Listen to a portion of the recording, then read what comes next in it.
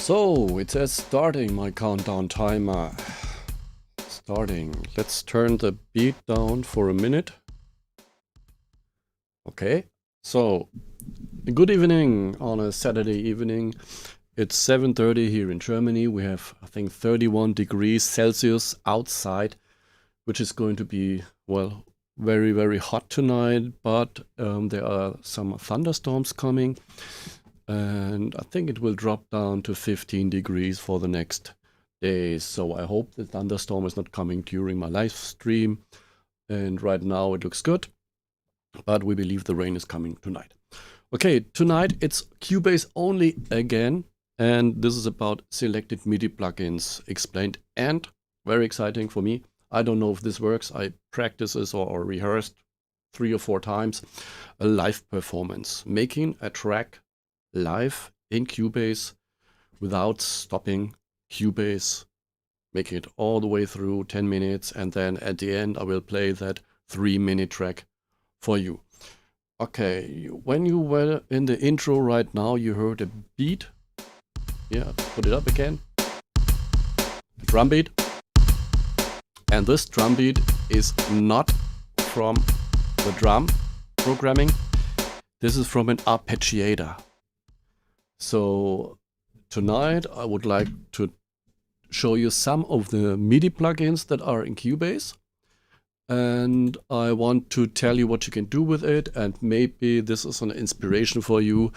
And I think this is some of the most overlooked things that we have in Cubase. First, I want to show you how to insert and how to work with the MIDI plugins, how to record and how to playback these things. And then I will have an example of 3 plugins that are there for, I think, 10-15 years. I don't know if any people are using them anymore, but maybe it's something for you. It's the Arpeggiators, it's the Chorder and the Midi Echo. And after that, I will start with a live performance. That means I'm starting with an empty Cubase, only some tracks, and I will try to record and perform a track without stopping Cubase. That means picture yourself on a stage. You have 5, 6, 7 synthesizers, a sequencer, a looper, a drum machine, and you start then building a track, playing a track, recording a track, or say performing a track one by one. So at the end, you end up with a big track. If you cannot hear me loud enough or you cannot hear the music loud enough, please write in the chat so I can correct that. Good, let's go over to Cubase. As I said before, the beat you heard is not a drum beat from a drum machine. It's from an arpeggiator. Let me go back to the beginning. It's like here, it's the first track.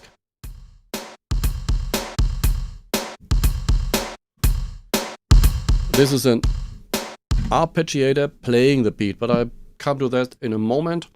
The first plugin I want to show you is the Chorder.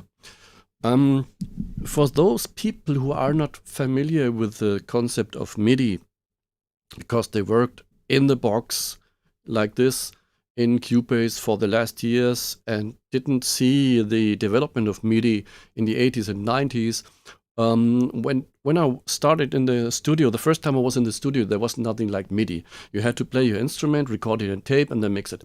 Later it must have been 84, 85, 86, MIDI came. That means you had an interface in your synthesizer where you connect 2 synthesizers and control them. I remember we had the DX7 and it takes the 3P from Roland and you could connect them MIDI out to MIDI in, and from the DX7 you could play the sounds from the JX or both together. And later came the sequencers. You recorded the MIDI information. MIDI information is when did I play, what note, for how long, with what velocity, and so on. And this is what you do today also. You have a keyboard. That's why I'm sitting a little bit away from my microphone today. I have my keyboard here. You cannot see it. The keyboard is on a slider and goes under the desk. I put it out today. And I have my MPD, my MPD 218, my Akai I have here. And on this side, I have the Novation Base Station 2, but I'm not using that for the performance. I try to use all of them, but that's too much because I have to deal it with Cubase. Okay, so what does that mean? You have either a MIDI track or an instrument track, and you can put in the inserts here the MIDI inserts on the left side. And there's one thing that's called the Chorder I want to show you. Let me go here. Oh, it's always on top. The Chorder is a plugin that's very similar to the chord track or the chord pads. That's what we used. For example, the Poly 6. The Chord Poly 6 synthesizer had something like that. You could program a chord hold, and then you could play it all over the keyboard. And in this case, you have programmed chords, and you can play them with one key. For example, in this case here, let me go to the strings. If I play the C here, you see here it's playing the C, it's the C major. So if I go one octave higher, it's playing the C minor. Okay, another octave higher, it's playing an inversion or C over B flat, which is a seventh, minor seventh. Or I go one higher, it's the C minor 7, the other one with the major 7. And in this way, in the Chorder, you can program, when you go to learn here, you can just select a key, and then you can play your chord, and then this key is playing this chord just with one finger. And the good thing about this is that you have certain layers, up to 12 layers. That means on every key you can have up to 12 different chords. And depending on the velocity, you can switch them over. You have a lot of presets here, like when you go to the chord menu, I'm using the song builder right now, and you go to custom or guitar chords. Let me go to, which one did I play before? Chord selection. Let me see here. Where is this? Okay, we're in the wrong one. Here, you play the chord selection. Oh, moment, let me go to single chords, or you want to have only major 7 chords. Can you play only major 7 chords? Now the D7 is now the E7, F7, for example. You can go to the jazz chords here, and there you see 3 layers here. And depending on the velocity, you will play the chord in different versions. Like here, it's the C major 7 chord here, and I press the button only a little bit, a little more. Now I'm a C major 7, 9, 13, and in the middle here you have the C major 7 here. That means you can put chords over each other, and you can then use it to make your own chords and play your chords. And what's the good thing about that, what I really like, is that song builder. This is the one I used in the beginning. This is the one where you have, like, you start with these are the major chords. D major, E major, F over C. And then the next octave you go with the minor chords. So this way you can play the chords and come up with chord ideas and play them just randomly. Okay, I hope that's loud enough. Let me turn the strings a little bit up here. Here, like this. Like when you want to have, you will see later, when you have a turnaround like you used to. Start with a C major, you go to A minor. Then from the A minor you go to F. And then you go to G. And this way you can play your chords and you can come up with new chord ideas. So this is the Chorder. But how will you record it? There's 2 possibilities to record it. You just press the button. Let me record that. See, where am I? Okay. Recount is 2. You just record the single note on the track.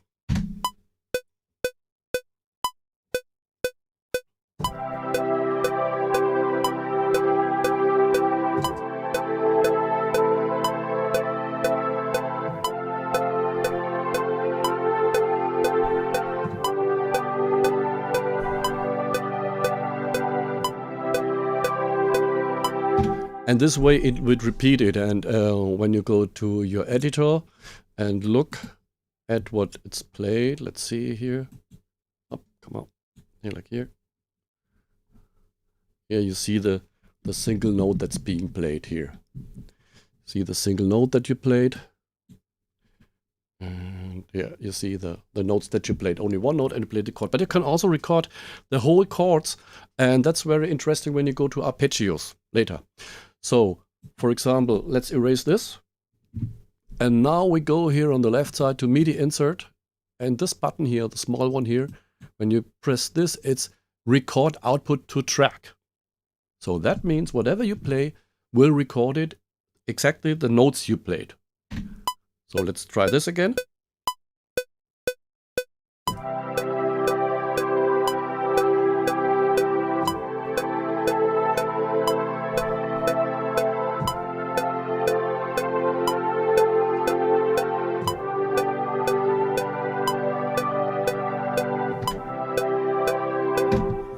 And here you see now that it recorded the complete chords that you used, the way you played them, or the way the chorder played it.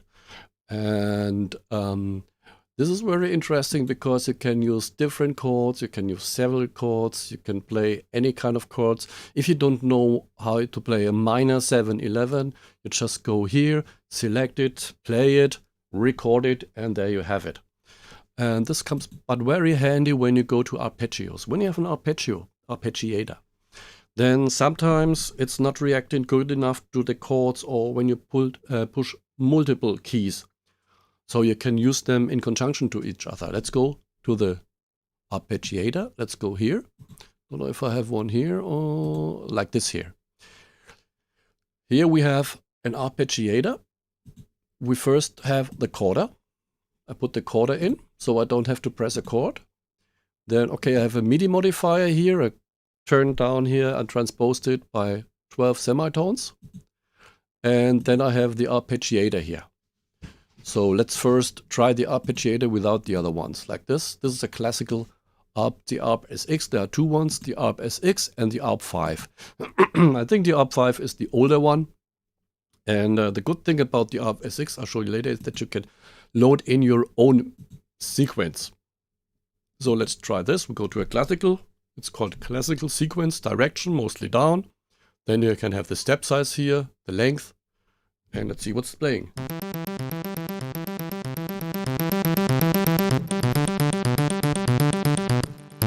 So these are your standard arpeggios, you know, mostly down, up, down, triller, simple, down. You can use, what else we have here, direction, picking patterns. You also have picking patterns, but this is too fast now. With the 16 notes, you can also transpose, or just play multiple octaves, pitch shift, whatever. This is the ARP SX, and the other one is the ARP 5, which is a little bit easier here. It has only some down only, for example, some directions. I like that random. That gives me that sample and hold feeling.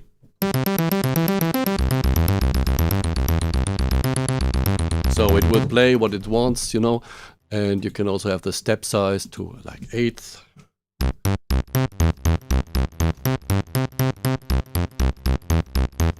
Now like this. And the good idea about the ARP SX is that in the ARP SX you can go here to sequence. And you have to be careful. I was looking long to find it always on top. I thought it's somewhere up here, because in the other plugins it's up here. You have to click here on the right and always on top. If you don't do that, it will go away whenever you click somewhere else. So always on top. Now let's try something. We have the ARP SX here. Take this on the, we have a sound here. I'll turn this off for a moment. In the retro lock with a plug sound. No, a plug sound.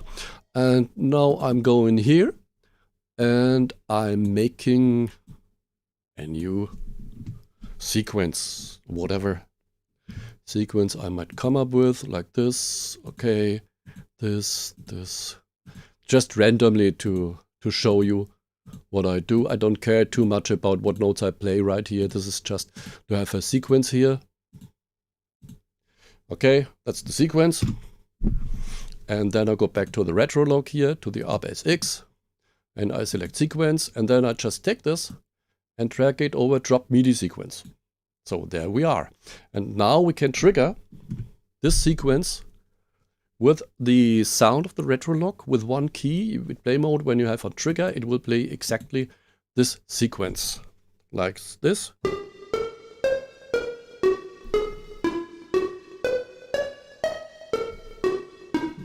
So it's taken now from the sequence the notes. This is four measures long, or it's 4 beats long, and it's very slow, but I can also speed that up here. Go to 16th. Okay, I can also transpose it. And if you go to trigger mode, for example, to ARP style or any other, and you press some keys, then it will only take the rhythm from the MIDI file, but not the pitch. So in this case, I go back to, from sequence, let's go back to trigger. And in this case, the length will not work because I already have that plug sound. Yeah. So if I go to the retro log and find something else, up, like this. Let's see how this sounds, the synth sound, the length also on 16th. Let's see. It's like this. Now go shorter. Now it will react. 8th. Now it's legato. It's overlapping now the notes. It's overlapping the notes. Okay, I hope it's not distorting here. I still have that in the stereo. I have the brick wall limiter to avoid overloading. Is there a way to do velocity differences and subtle differences in note start in a chord, like the randomizer function? I think there is here the velocity via input. So this is the what, like when you press a chord and you press the notes with different velocities. For example, in a left-hander bass, you hit very hard. In the right hand, the chord very light. Then you might have this. I showed you before how you can record that, and that you can do the same here. So if you go here and record the stuff, let's go back. Maybe then it's easier to work with that.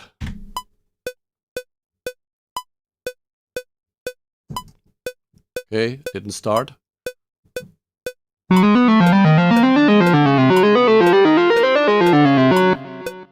So that's the catch about the arpeggiator.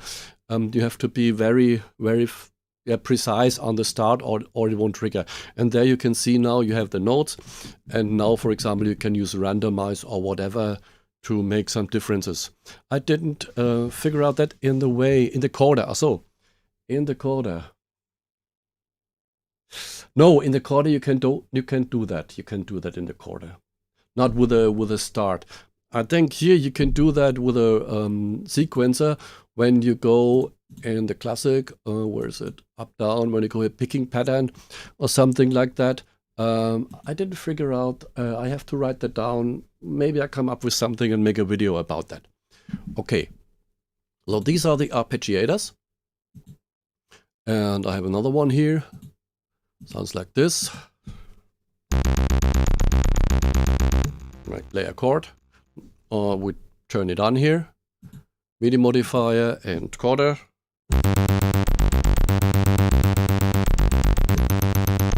So you can play all together. And the last one I want to show you is the MIDI Echo. The MIDI Echo is something like an echo, but not working on the audio, but working on the MIDI notes, repeating the MIDI notes. And there are some interesting things you can do. Like with the arpeggiator, what I did before is that here on the kit up there on the drums, I put the drums I played from the MIDI into the arpeggiator, and you can have it here. This is this. And with a low C, I can trigger the complete one, but I can also trigger other parts of the drum beat here. And with a MIDI echo, it's something similar. It's like an echo you know from your delays. And you can have, for example, 8th or 16th different length. Length decay, that means with every note it's going shorter or longer with every repeat, and sounds like this. I played this chord only once, just hit it and then it goes like, then it repeats it. But that's not only what you can do with the normal piano, your normal synth line or whatever you use. You can also use it, for example, here I used it, the MIDI echo, for a kit in, what is it, in Groove Agent. I use Groove Agent. It's all Cubase here. All Cubase here. Sometimes I use some kits from Halion, sometimes I use them for Groove Agent. Here, this is Groove Agent, and I have in the MIDI insert the MIDI echo. And the MIDI echo is so that in the repeats, the MIDI note numbers change. And so if I press here one on my MPT, one of the pads, it will play this sound from the pad and then repeat the MIDI information and then play all the other ones.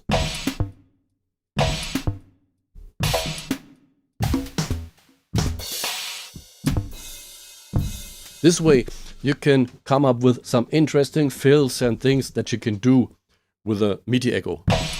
This is just the MIDI echo. Let me just turn it off for a moment. And play here individual tracks. Turn it on. So, these are the, I think, most underrated MIDI plugins that you have in Cubase. I think they're a little bit outdated, especially the Chorder, since most people are working with the chord track or the chord pads now. But you can come up with some interesting things if you just play around with it. Maybe it's useful for you. And let me go to the second part. A minute. Wow, it's hot here.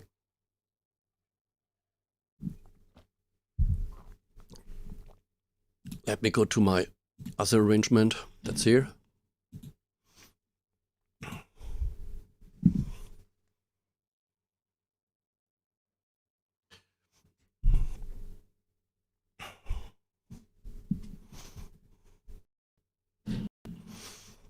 Okay, what am I trying to achieve here? What am I trying to do here? This is my Cubase. I prepared some tracks. And what I'm gonna do right now is I'm trying to make a song with 1 hour, a performance of a song in one take without stopping Cubase. In Cubase, you can have now when it's here like this color, or this is, don't know, lila, purple or something. Don't know what you see on your computer, blue or what's its of color. Then you see that the cycle is on. When it turns gray, the cycle is off. I can cycle it here with my, we can click on the cycle down here, or I can click here on my controller. So what I'm trying to achieve is to make a song now from scratch. I practice it 5 or 6 times. I'm going to play some parts, put them together while Cubase is running in 3-minute song, and play the whole thing at the end without stopping. So picture yourself being in an environment where you're on stage, you have 4 or 5 synthesizer, a looper, audio looper, a sequencer, like Tangerine Dream, Kraftwerk, whatever, and you improvise. You're not going, maybe you play some predefined chords or some pre-arranged things, but you just try to improvise. Okay, I need my click. In the beginning I need the click because I have to know where to start. I'm on auto quantize. I will change the quantize a lot here. You will see me copy some things. I will quantize manually. You will see where it gets in the end. In the end I will play some kind of melody solo in the last run. We'll play it only once. I'm not a good keyboard player, so for your safety I play it only once. Let's see where it all ends up. I turn down my microphone a little bit here, and I need to have the headphone so that I can hear better what I'm doing. Okay, turn down my microphone. Okay, turn down my speakers. So let me start. Loud enough for you? Okay, good.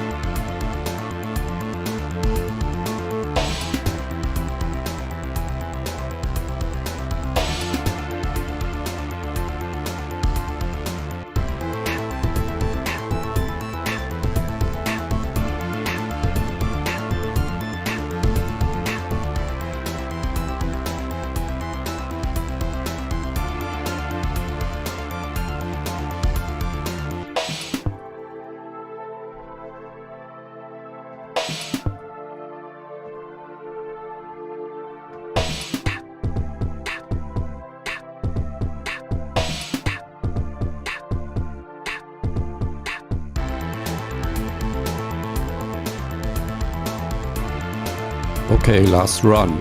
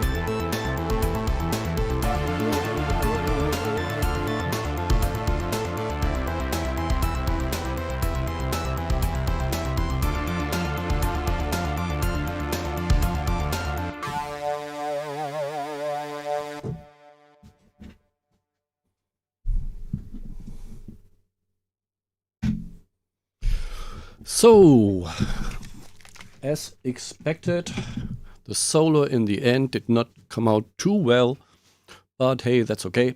The idea was just to show you what you can do in one run and maybe have some inspiration for you. As I said before, picture yourself, you're on a stage, you have a lot of keyboards, sequencers, whatever. You play, put things together, and in the end, you have one big, well, song or whatever you like to call it, that you have as one performance. That was done in one take, no stopping of Cubase, just using the loop feature. And some of the features I showed you before with Arpeggiators, some was played, like here, the patch drop strings here, I played them like this. And let me turn my speakers up a bit.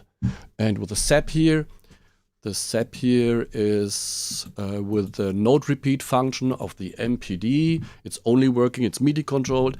It's only working when it's running, like this. So it's synchronized.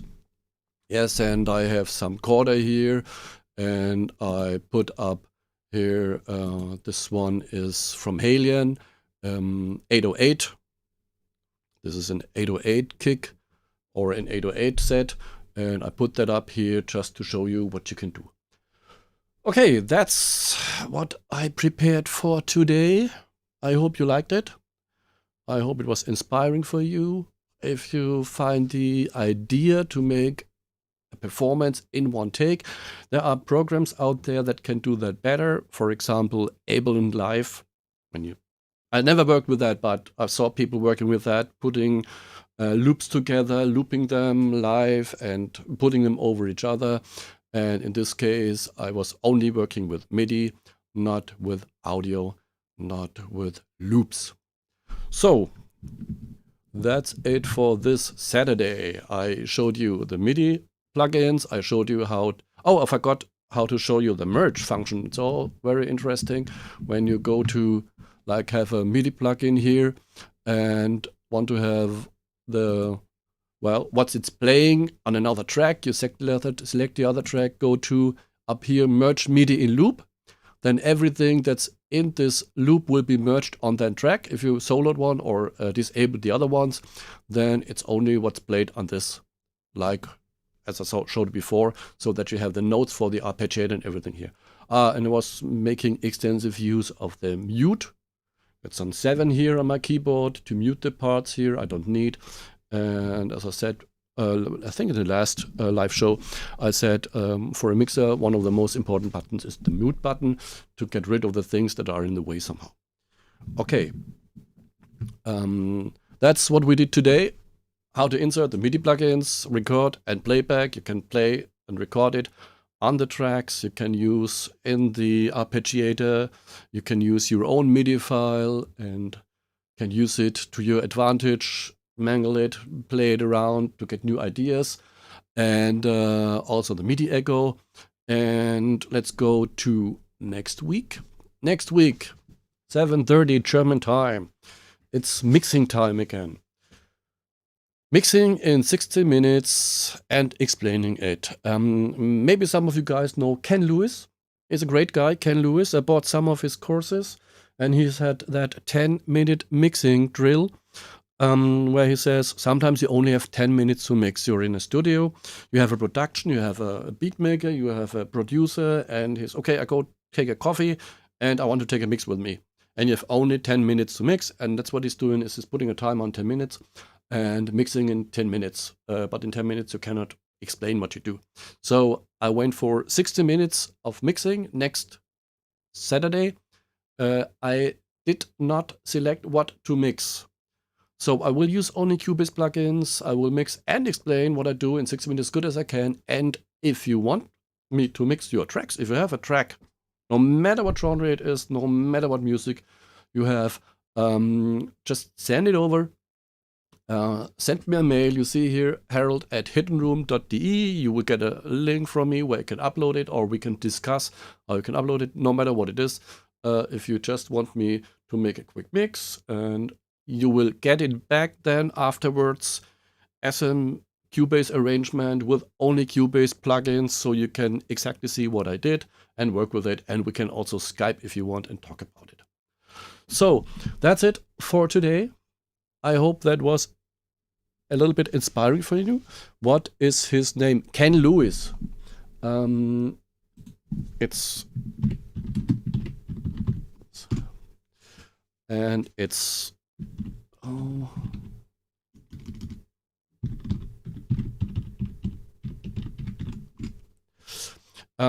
Audio School Online. That's it. Audio School Online. Look him up in YouTube. He has that mixing and question Wednesday or evening. He's doing 90-minute shows, answering questions, and he's a lot of information on his website.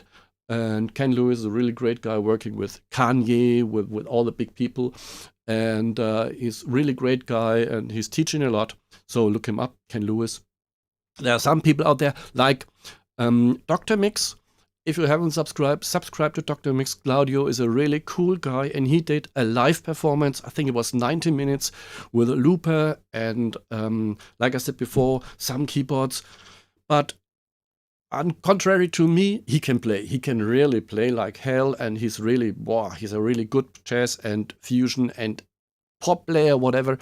Go to Dr. Mix. Claudio is doing really good things there. So, if you want me to mix a track, then thank you. Thank you for tuning in. Always appreciate it. You will have the possibility also to watch later the live stream. I will put it up also in the YouTube so that you see it. And well, that's it for today. Thanks for joining me. It was fun. Well, it was a little bit better than I expected it to be. I will mute the solo here, and as an outro, I will play that thing again I did. About 10 minutes I used. only Cubase sounds. If you want to have that, drop me a mail. You can get the arrangement, and you see what I did with Chorder and all the other plugins. Okay, that's it. Thank you. Bye-bye. Have a nice weekend, and as always, stay safe. Best wishes in these Corona times, and take care. See you, baby, next week. Goodbye.